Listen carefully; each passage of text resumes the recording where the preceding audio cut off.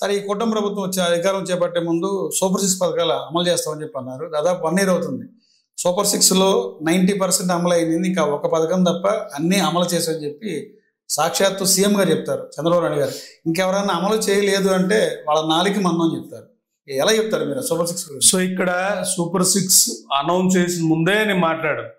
అసలు రాష్ట్ర ఆదాయము వచ్చిన దాంతో ఈ ఇంట్రెస్ట్కి సరిపోతే ఈ సూపర్ 6 ఎట్లా అమలు చేస్తానని అడిగా నేను. అంటే మీరు ఇప్పుడు సూపర్ 6 అమలు చేస్తున్నారంటే అప్పులు పెరిగాయని నేను చెప్పాలి. సో మీరు సూపర్ 6 అమలు చేస్తున్నారని నిజంగా చెప్పారంటే నేను లెక్క అయితే నేను అనుకుంటుంది 2 లక్షల కోట్లు అప్పు అనుకుంటున్నాను.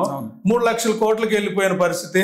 అక్కడ మన బడ్జెట్కి ఈక్వల్గా ఎవ్రీ ఇయర్ అప్పు తెస్తున్న పరిస్థితి అని రియల్గా అది కానీ మీరు చెప్పినట్టు కానీ సూపర్ 6 అమలు చేస్తున్నారని కానీ ప్రజలకు చెప్పే విధానం అయితే శ్వేతపత్రం రిలీజ్ చేయండి.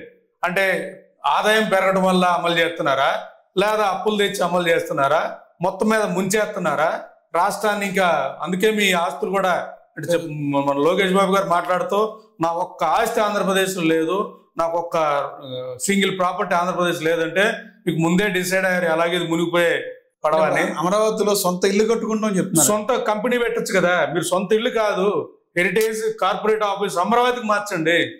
హెరిటేజ్ ఇల్లే ఉంది. సో జగన్మోహన్ రెడ్డికి బెంగళూరులో ఉన్నాయి, విజయవాడలో ఉన్నాయి, హైదరాబాద్లో ఉన్నాయి, ఢిల్లీలో ఉన్నాయి, అందరికి ఉంటాయి ఇల్లులు. సో నేనంటే ఇల్లు కాదు, మీ కార్పొరేట్ ఆఫీస్ హెరిటేజ్ ఏదైతే ఉందో మార్చేయండి, అమరావతికి మార్చేయండి.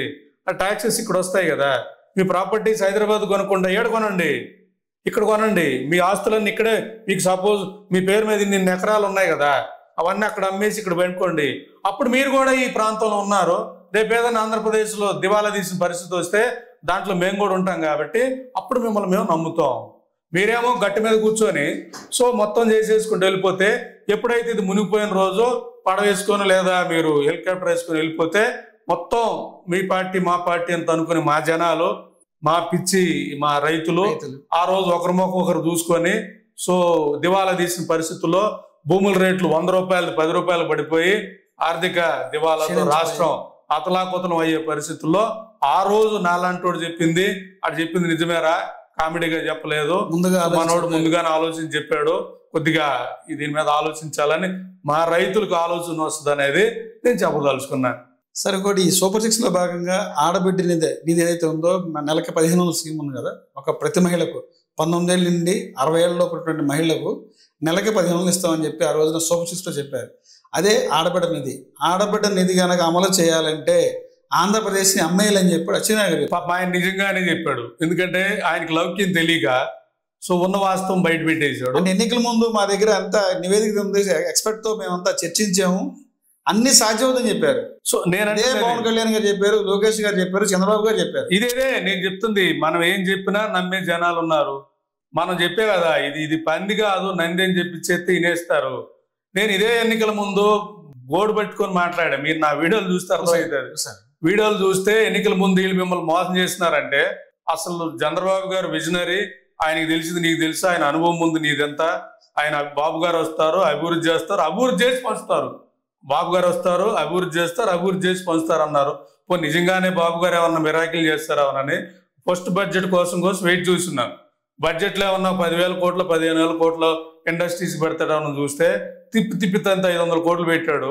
500 కోట్లు పెట్టాడని మీడియాలో మాట్లాడితే మొత్తం మీడియా అంతా కూడా సైలెంట్. అంటే ఎలక్షన్ ముందు వరకు నేను మాట్లాడిందంతా బాగా ప్రమోట్ చేసిన మీడియా తర్వాత నేను ఏం మాట్లాడినా కూడా సున్నా అయిపోయిన పరిస్థితి. అంటే మొత్తం ఒక మనిషిని భౌతికంగా నిర్మూలించాల్సిన అవసరం లేదు.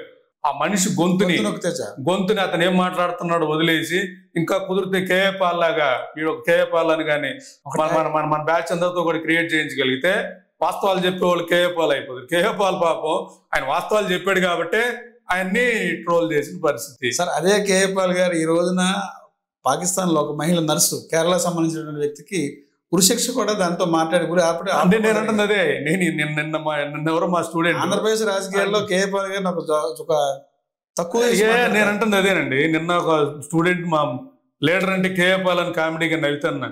నిజంగానే ఆయన లీడరు. ఎందుకంటే వైజాగ్ స్టీల్ మీద మాట్లాడాడు. ఆల్మోస్ట్ ఇంకా చెప్పాలంటే రిలయన్స్ టైంలో ఇప్పుడు రిలయన్స్ గ్యాస్ ఇచ్చారు కదా, గ్యాస్ లక్షల కోట్ల ఆస్తి ఆంధ్రప్రదేశ్ సంపదని అక్కడ కట్టబెట్టారు కాబట్టి ఈ రోజు నాలాంటి జిందాల్కి ఇన్ని లక్షల ఎకరాల భూమి ఇస్తాడంటే నిలబడి కందుకూరులో గట్టిగా మాట్లాడుతున్న పరిస్థితి అంటే అవన్నీ. సో ఇది నేను చెప్పదలుచుకుంది ఏం లేదు, మాట్లాడే వాళ్ళని సో గొంతు నొక్కేయాలి. వాళ్ళని గొంతు నొక్కడం కూడా కుదరలేదనుకోండి, వాళ్ళని ఒక కామెడీ పీస్ కింద చూపించాలి. ఇంకా మన యంత్రాంగాన్ని అంతా కూడా ఉపయోగించుకొని మనం అపర మేధావులం కేపాలు వచ్చేకి సో పనికి మాలిన అన్నట్టు చిత్రీకరించే పరిస్థితి. అంటే ఈరోజు సోషల్ మీడియా ఉంది. సరే ఈ ఆడబిడ్డకి నిజం అమలు చేయాలంటే ఆంధ్రప్రదేశ్ అమ్మేయాలన్నారు. అసలు నేను అంటుంది కూడా చెప్తుంది అదే. అసలు ఇప్పటికే అమ్మేశారు, మళ్ళీ ఆడబిడ్డ అమలు చేయాలంటే మళ్ళీ ఇప్పుడు 3 లక్షల కోట్లు కదా అప్పులు, మళ్ళీ ఇంకో 1 లక్ష కోట్లు పెంచుకొని 4 లక్షల కోట్ల అప్పు. లేదా ఈ భూములు ఉన్నాయి కదా, ఇప్పుడు రైతుల భూములు ఉన్నాయి, చెస్ అని క్రియేట్ చేసి 40,000 ఎకరం తీసేసుకొని 40,000 ఎకరం రియల్ ఎస్టేట్ చేసేసి దాంట్లో 10,000 15,000 ఎకరం అమ్మేసుకొని అంటే మొత్తం రైతులు అమ్మేసి ఒకవైపు అమ్మేసి రెండో వైపు మళ్ళీ ఆడబిడ్డ పథకం అంటే ఓట్లు కొనటం కోసం. ఒకవైపు ఏమో ఊళ్ళల్లో విచ్చలవిడిగా లిక్కర్ తాపేయడం, ఎక్కడ చూసినా బెల్ట్ షాపులే. సో విచ్చలవిడిగా ప్రమోట్ చేస్తున్నాడు. ఇక్కడ ఉన్న ఎమ్మెల్యేలు ప్రమోట్ చేస్తూ ఉన్నారు లిక్కర్ని. మీరు అసలు చూస్తే మా కందుకూరు ప్రాంతంలో ఒక లిక్కర్ షాప్ ఒకటి ఉంటే ప్రతి ఊర్లో కూల్ డ్రింక్ కమ్యూనిటీ అమ్ముతా ఉన్నారు. లిక్కర్ పాలసీ అనేది పారదర్శకంగా చేసిన ఎక్కడ బెల్ట్ షాపులు లేవని చెప్తున్నారు ఈ రోజు. నేను చూపిస్తాను ఒక లిక్కర్ పర్మిషన్ తీసుకొని కూల్ డ్రింక్ షాపులు అమ్ముతున్నారు. చిన్న చిన్న హోటల్ ఉంటాయి కదా, టిఫిన్ హోటల్లో కూల్ డ్రింక్ షాపులు పెట్టి అమ్మేస్తున్నారు. మా ఆడవాళ్ళు కొంతమంది వచ్చి దీని మీద మాట్లాడాయి అంటే భయం వేస్తా ఉంది నాకు. సో వాటి మీద మనం మాట్లాడామనుకో అసలుకే మనం హిట్ లిస్ట్ లో ఉన్నవాళ్ళని. సో వీళ్ళందరితో కూడా మళ్ళీ మనం పెట్టేసుకుంటే అసలు మన పర్పస్ అంతా సర్వోదయం మనం భయపడేసి గమ్ముకుంటున్న పరిస్థితి. రాష్ట్రంలో ఒకవైపు విచ్చలవిడిగా పేదవాడికి మందు దాపిస్తూ వాడి దగ్గర ఖర్చు పెడుతూ వాడి నుంచి వచ్చిన డబ్బులే మళ్ళీ వాడికి 10 రూపాయలు పెట్టేసి దే ఆర్ నాట్ పొలిటీషియన్స్. వీళ్ళు నయార్ రాచరికం. సో నేను బతకాలి, నా కొడుకు సీఎం అవ్వాలి, నా మనవడు సీఎం, ముందు నుంచే చూడండి ప్రమోషన్ అంతా మా మనవడు అవ్వాలి, మళ్ళీ ముందు మనవడు అవ్వాలి అంటే మేము ఒక రాచరికం. మీ రాచరికానికి మేమందరం కూడా ఇది కాదు కదా ప్రజాస్వామ్యం. మీ నిజంగానే ప్రజాస్వామ్యం స్ఫూర్తి ఉంటే ఈ పేదోడిని ఎలా పైకి తీసుకురావాలనేది చర్చ జరగాలి. పేదోడిని పైకి తీసుకురావాలంటే లిక్కర్ మాన్పియాలి. వాడికి లిక్కర్ మాన్పించే కార్యక్రమాలు ఏమైనా చేశారా? తమ్ముళ్ళు మీకు నాణ్యమైన మద్యం ఇప్పిస్తా అంటే తమ్ముళ్ళు మీకు చచ్చిపోవటానికి అంటే మనకూడదు అంత పెద్ద పదం. సో తమ్ముళ్ళు మీకు చచ్చిపోవటానికి మంచి తీయనైన ఆయిల్ ఇప్పిస్తాను, శుభ్రంగా తాగి చచ్చిపోండి అన్నట్టు మాట్లాడతాను కాదు కానీ అలసిపోయిన తమ్ముళ్ళకి నేను అంటున్నా అదే కదా. ఇప్పుడు లిక్కర్ తాగడం అంటే మీనింగ్ వాడు హెల్త్ పోవడమే కదా.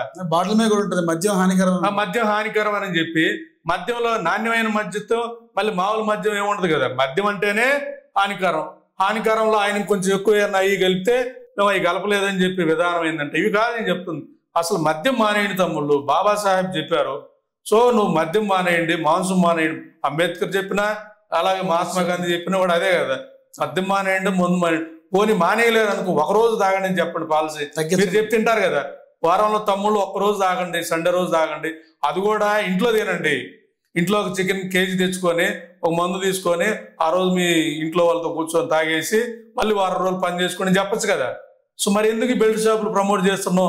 అక్కడ లోకల్ ఎమ్మెల్యేలు ఎందుకు ప్రమోట్ చేస్తున్నారంటే మళ్ళీ మనకి అన్ని సిండికేట్ నుంచి మనకి ఎక్కడికెక్కడికి మనీ రావాలి. ఎందుకంటే వాళ్ళతో 60 కోట్లు ఖర్చు పెడితే ఆయన డే 1 నుంచి కూడా నాకు 200 కోట్లు రావాలి.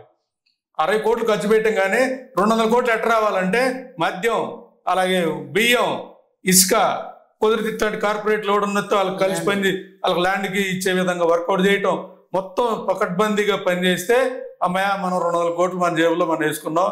ఇది అవ్వగానే రేపు మళ్ళీ ఎలక్షన్ రాగానే రేపు మళ్ళీ 29కి రాగానే సో మళ్ళీ ఇంకొక బాగా ఎన్ఆర్ఐ సంపాదించిన ఆయన వస్తాడు, మా బాబు గారు రావాలి లేదా మా జగన్ బాబు రావాలన్న వాళ్ళు 300 కోట్లు పెడతానికి వచ్చేస్తాడు.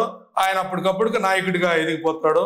అప్పటికప్పుడు సామాజికవేత్తగా సోషల్ మీడియాలో మీకు తెలుసు కదా 4 కన్సల్టెంట్లు పెట్టేసి ఆయన మామూలుగా ఇక వీరుడు సూర్యుడు అని పెట్టేస్తే అయిపోయినట్టు. ఇది మళ్ళీ ట్రెండ్ మారంగానే మళ్ళీ ఇంకొక 500 కోట్లు పెట్టాయనగానే వీళ్ళంతా పక్కకి వెళ్ళిపోయే పరిస్థితి. కాబట్టి వ్యాపారం చేస్తున్నారు. ఈ వ్యాపారాన్ని కొట్టాలి అంటే ప్రజలకు జరిగేది అర్థం అవ్వాలి. అది జరగడానికి చైతన్యవంతం చేయడమే ఒకటే మార్గం అనే చెప్పదలుచు.